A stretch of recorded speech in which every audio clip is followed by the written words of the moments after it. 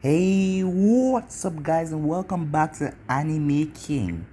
And today I'm going to be giving you part 45 of What If Kurama Gave Naruto a Dojutsu.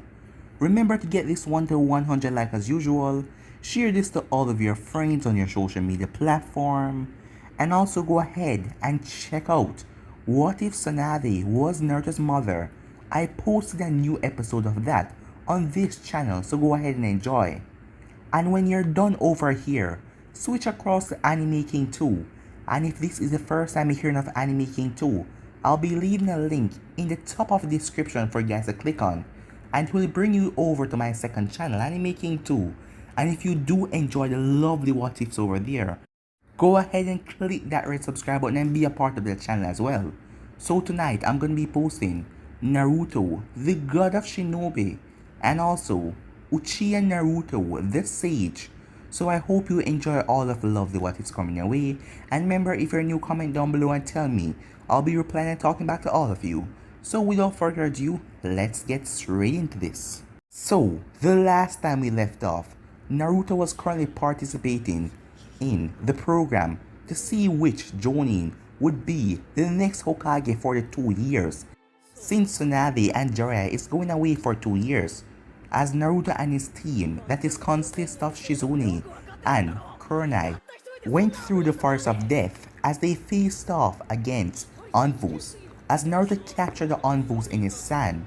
After an intense battle and he knocked them out, he then met up with Kakashi's team as they traded one of their scrolls. They then got into the tower as they were told to rest here. They then did a secret test in the night where you're supposed to counteract the jutsu and send it back at 2 times the power. The Anvil sent a fire style jutsu towards Naruto as Naruto was trying his best to push it back until he heard his sword talk to him, as Naruto couldn't understand what was going on. The sword telling him to free what was in his heart. It was then that the sword got enveloped by fire and blazed around it.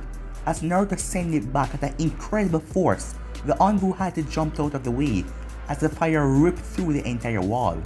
When Naruto got back to his room, his hands were burned as Kurenai and Shizune helped him.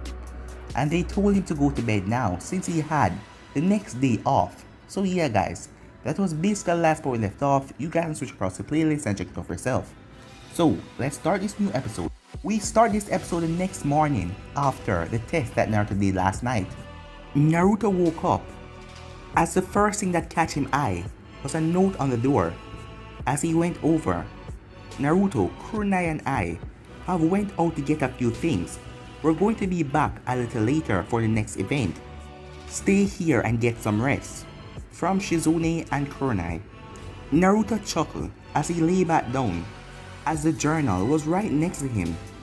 I wish I knew some more about these swords, and to understand everything, said Naruto. I wish Yuji was here to help me out. Ask for something and you might just get it, said a voice, as the door then opened, as Yuji entered and took off her mask. Yuji, what are you doing here? Yuji smiled as she rested her mask on the bed. I am not in this event, so it's a break for me. I am in the next one, depending on some things, said Yuji.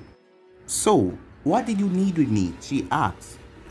What do you know about the swords of legend? Naruto asked, as Yuji raised her eyebrow as she sat in her chair and leaned back. Well, I know that they are myth. I could tell you more if I saw them myself.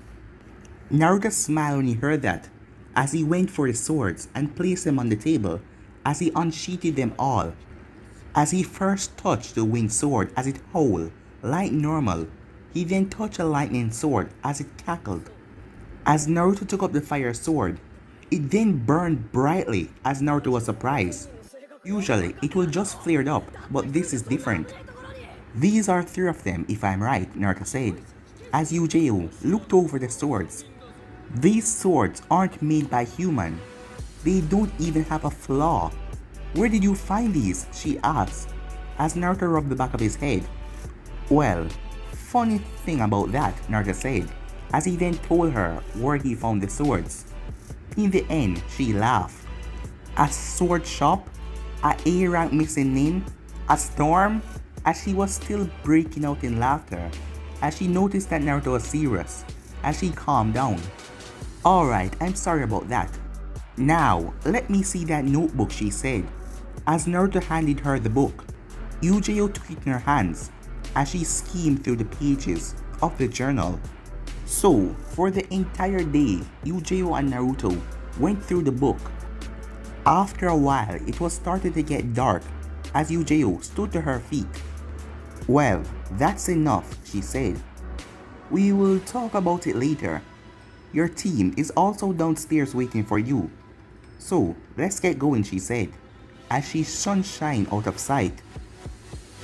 As Naruto took his things and went downstairs. Naruto, how are you feeling? Kunai asked. Naruto gave a thumbs up. Never better, he said, with a smile on his face, as the both of them nodded in response. As they then saw the other teams that made it, which was Kakashi's, Genma, Shikaku's, Anko, and a few others, while the Anvus then show up. Now, said the Anvu, it seems like a few of you made it.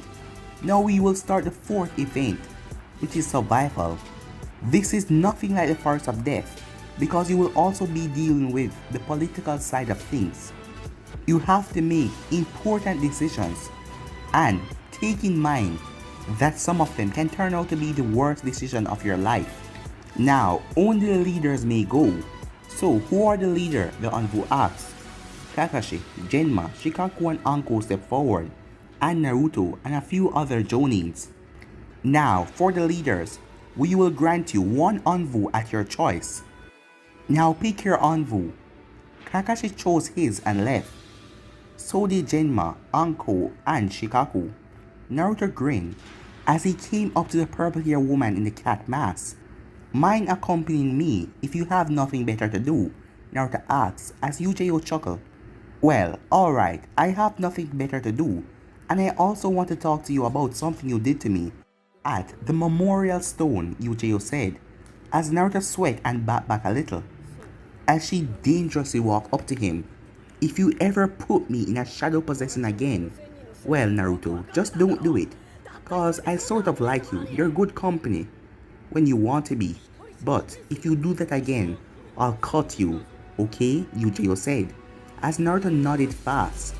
Minutes later, the both of them exit the Forest of Death as they were heading to the stone faces. Let's get there faster, said Naruto. Alright, let's pick up the pace, said Yujiyo. No, Naruto said as he wrapped his arm around her waist, making her blush a bit as he vanished in the Hiraishin. At the Hokage's faces, Naruto and Yujiyo appeared instantly as Yujiyo dropped to her knees in shock. So that is what it like to be in the Hiraishin. Naruto chuckled at her reaction as he waited for her to get over her shock as he looked around. Yujiyo then got to her feet as she tapped Naruto on the shoulder, bringing the blonde to her attention. We have to go, she said. As they started to walk, it wasn't too far, just a couple of steps away, as they arrived to a building. As they walked inside, the place was broken, the lights were gone, the steps, the stairs, everything was messy. Naruto activated his Byakugan as he looked around. As both of them were standing at the door, he then turned his eyes back to normal. Yujiyo, don't move, he said. What is it, she said. Did I miss something? As the place was extremely dark, Naruto then pointed at the ceiling as she squinted her eyes to see 3 to 10 explosive tags. As Naruto then pointed at the walls, and explosive tags were everywhere. All around them were tags that were set to explode if a smallest stop entered the building. It's a trap, we have to get around this, Naruto said, as Yujiyo nodded. As Naruto racked his brain how to get through the situation, Yujiyo know how to, but if he is going to become the next Hokage, he needs to think and get through these situations. So on that note, she watched him rock his brain as he then smiled. He then turned and looked at Yujiyo. Yujiyo, how much do you trust me, Naruto asked, as Yujiyo wondered to that question. As she stroked her chin and then shrugged. I trust you enough to go with whatever you want, so get it done, Naruto. As the both of them walked into the building and everything exploded.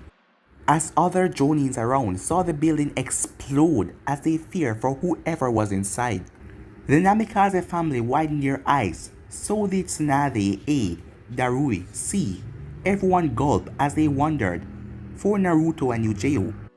As all of the Anvus smiled, Yujeo slowly opened her eyes as she realized that she was in a tunnel. As Naruto wiped the sweat off his face. "What did you do?" she asked. "Oh, I just used the sand to cushion our blow.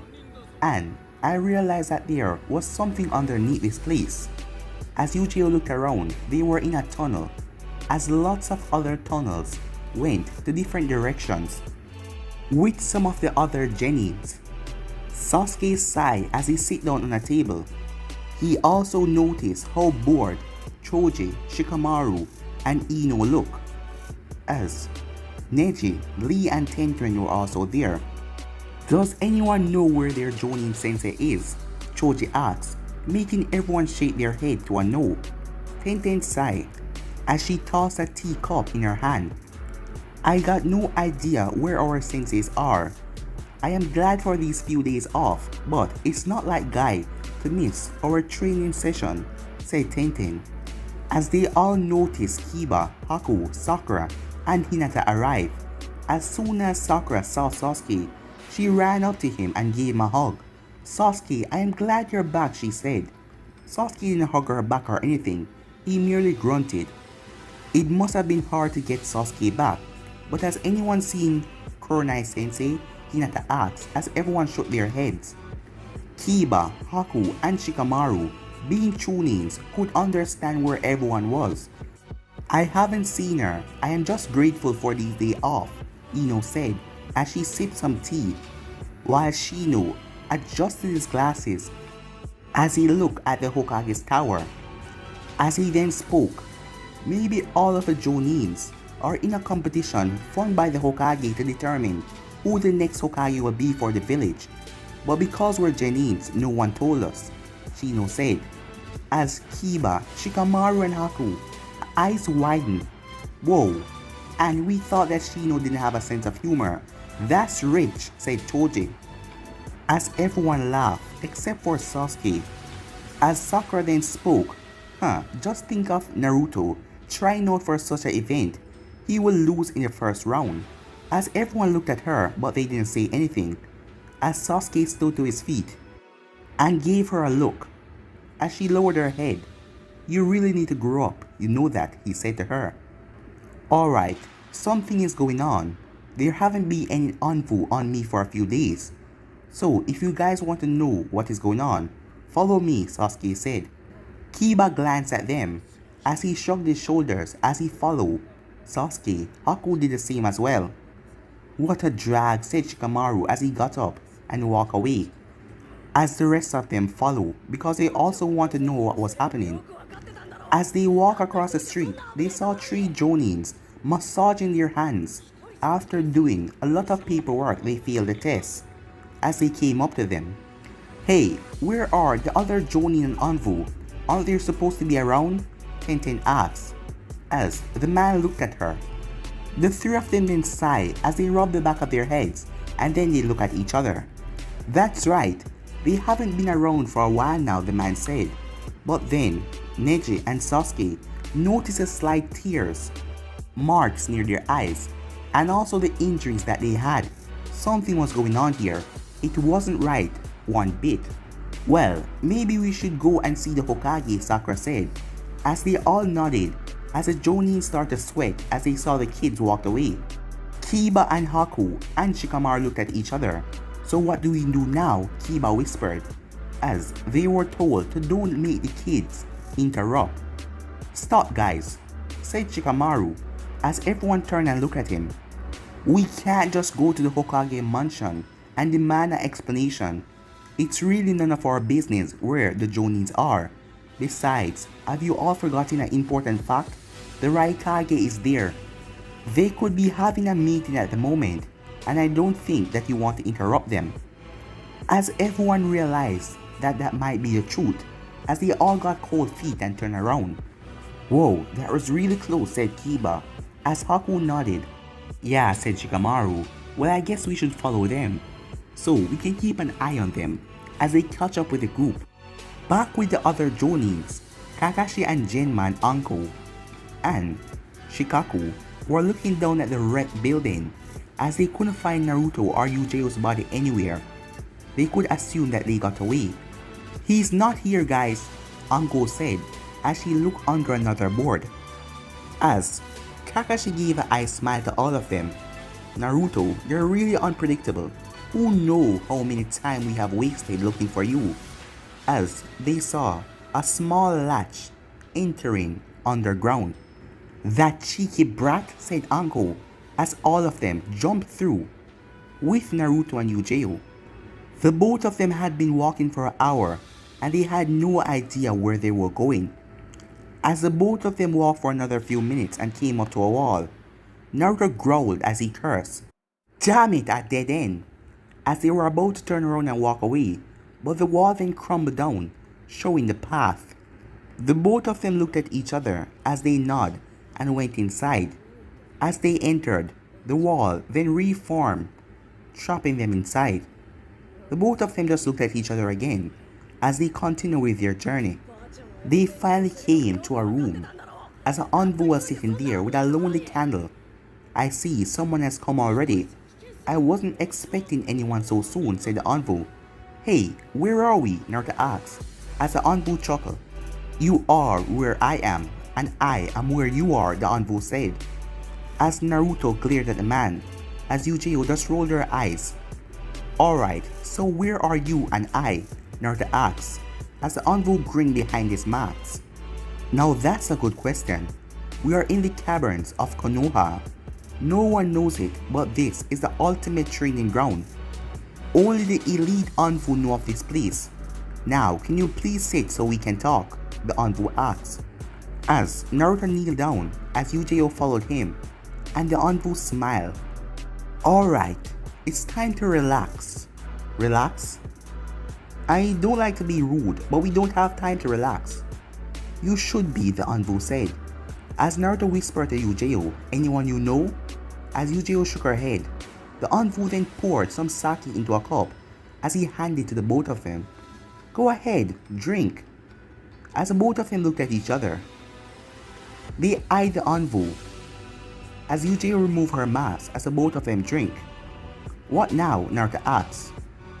Now then, it begins. One of you have just taken a deadly poison. It is set to kill in 3 or 4 hours. It also stopped your chakra for a total of 6 hours, so there are no escape routes. So, now it is time for us to negotiate. I have the antidote right here, and I want one of you to kill the other. Kurama then contacted to Naruto. Naruto, it was you. You drank the poison, but it is hard to get rid of. I can have it gone in an hour or so, but you will be feeling hurt for a bit, the Kyuubi said, as Naruto tensed up a bit, but he was glad that it wasn't Yujiro who drank the poison. As Yujiro looked at Naruto, as she didn't feel a loss, but she did notice Naruto's take a small drop. Does he have it? She wondered, as she looked at Naruto, who smiled and took a deep breath and released. Well, said Naruto, I refuse to kill Yujiro. She's precious to me, and a Hokage doesn't abandon their precious people. And if you don't give me that cure, then I'll go past you and get out of here, Naruto said, as Yujiro smiled. Me too, you'll have to do better than that to get me to kill my partner, Yujiro said, as the Hanvu shrugged, as he played with the 2 bottles in his hand. As the Kyuubi was working hard to get rid of the poison out of Naruto's system, the Hanvu then spoke. Now, either one of you kill each other. But he stopped as Naruto started to chuckle. Stop being stupid. We all know by now that I have the poison, but I am not going to kill Yujiro to get it, as Naruto then felt a sharp pain in his chest, but he still had 2 to 3 hours left. Naruto, there is more than I thought. I just need 15 more minutes, said the Kyuubi, as Naruto saw his vision getting blurry. Tell me, why won't you kill her? You won't be Hokage if you can't make— Shut up! Naruto interrupted the man, as his vision was still blurry. A Hokage does make tough decisions, but it is for the benefit of the entire village. I refuse to kill one so I can save myself. If I need to give up my dream to save her, then I will, but I refuse to kill Eugeo. The Anbu smirked and looked at his candle. Can you say that when this candle blow out? You will die if you don't take this antidote. And I doubt she feels the same about you, the Anbu said in a calm voice, as Naruto smiled, as he then laughed, making the two of them curious what is so funny. Those who kill their friends will grow dead inside, so if I kill her, then I'll kill my humanity. And I don't, then I'll die. Either way, I am going to die. At least I can die with my humanity, Naruto said, surprising the Anbu. As the masked man looked at Naruto carefully, as Eugeo felt something in her heart just grow for Naruto. There, Naruto, it's all gone, the Kyuubi said, as Naruto grinned as he pushed forward and touched the Anbu's armor. But lucky for me, I have a beautiful vixen that helped me with things like this, Naruto said, as the Anbu jumped back as Naruto crossed his fingers. You want to negotiate? Fine, let's negotiate on whether or not I kill you, Naruto said. Shadow Clone Jutsu! As the Shadow Clones tackled the Anbu, as Naruto grabbed the two vials, as he gave one to Eugeo, just in case, he said. Eugeo smiled as she took it and drank it, as the wall then came crumbling down. Eugeo then spoke.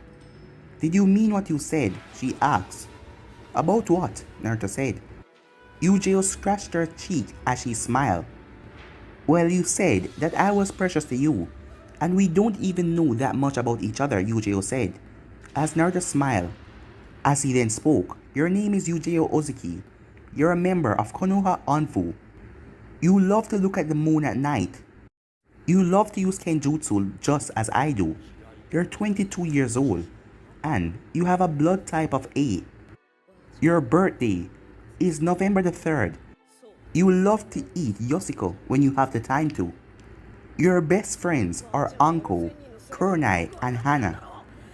And you love to have soft drinks when you're alone. Am I right in all that? Naruto asked, as Eugeo's eyes went wide. As she got over her shock. How did you know that? She asked, as Naruto rubbed the back of his head. Well, you see, I kinda asked Anko and Kurenai about you. I wasn't prying, I was just interested in you, that's all. Eugeo then smiled. Two can play at that game. Your name is Naruto Uzumaki Namikaze. You're a Jonin. You love ramen and you like to train when you have the time. You probably love Kenjutsu as I do. You're 13 years old with a AB blood type. Your birthday is October the 10th. Your parents are Minato Namikaze and Kushina Uzumaki. You're the head of the Uzumaki Namikaze clan. You're also the container of the Kyuubi. And you're also called Konoha first ever bloodline, or also Naruto of the limitless bloodline, Eugeo said, as Naruto raised an eyebrow. Bloodline? Who called me that? Naruto asked as Eugeo smirked. Oh, just about everyone who has ever seen you fight, Eugeo told him, as Naruto snorted. Well, it is obvious that you know about me and I know about you as well. So why do you say we barely know each other? Naruto asked, as Eugeo brushed her hand through her ear. It was because I thought you didn't know me that well, but you surprised me. You really are interested, Naruto. Interested enough for the future Hokage to ask an Anbu out on a date, Naruto asked, as Eugeo raised her eyebrow. Interested enough, I suppose. You know, I like my Yakuza with red wine. As she walked up to him and gave him a kiss on the cheek, making Naruto blush, as he couldn't believe he pulled that off. Back at the Namikaze compound. Whoa, that idiot really have some balls after all, Teiwaya said. I cannot believe I'm getting married to someone who has a CRA, Eugeo said, while Nadabi was on the couch watching the event as well. He really is a man. I wonder how good he is, Nadabi said, making Kasumi blush as she remembered her experience. He's like a sex god, Uncle would say, said Kasumi, making everyone wind their eyes, as Fu and Yujito and the Nadabi, oddly enough, Teowaya, stared at her as she slowly got up. Gotta go now, she said as she ran away, as the tension in the air was quite tense. Get back here and tell us what that means, as they all ran after her, as Kushina chuckled, making Kimimaru look at her. You're a really cool mom, he said. I know that, said Kushina. Back with Naruto and Yujiro, the two walked in comfortable silence as they saw a light at the end of the tunnel. As they entered, it was a stadium with lots of seats upon the top and a field in the middle. Welcome, brat, said a voice as Naruto looked straight forward to see Tsunade as both him and Yujiro walked up to her. Tsunade, you're sick. This tournament is so weird. Why are you doing all of this? Naruto asked as Tsunade grinned. Because I need to test you all. I find it amazing that you completed the 4th tournament, brat. You show very good determination, but show me if you have the skill to back it up, Tsunade said as Naruto raised an eyebrow. Don't worry, it will all be explained in the next event. So sit there and wait with your envoy. Naruto then turned around as he saw a number of Chunin coming in the stadium, as he also saw Kiba, Haku and Shikamaru. What are you guys doing here? Naruto asked as Kiba pointed up. We are all below the Hokage mansion, did you know that? Tsunade said that all Chunins could watch, but civilians and genins were not allowed. We can't wait to see what will happen, said Haku. That was it, said Naruto. You're telling me that it was just a walk from the Hokage's faces to the mansion? Out of nowhere, Shizune ran up to Naruto and gave him a hug. Naruto, you're alright, she said, as Naruto smiled, seeing Kurenai and Shizune. Hey guys, where were you? Kurenai spoke. We were taking a small test on how to be Hokage's secretary. Well, I don't know what everything is about. Who knows, she said. At least you weren't threatened to kill your partner. I say, you got off the hook, Yujiro said. Nice to see you too, Yujiro, Kurenai said, as Yujiro smiled with a small nod.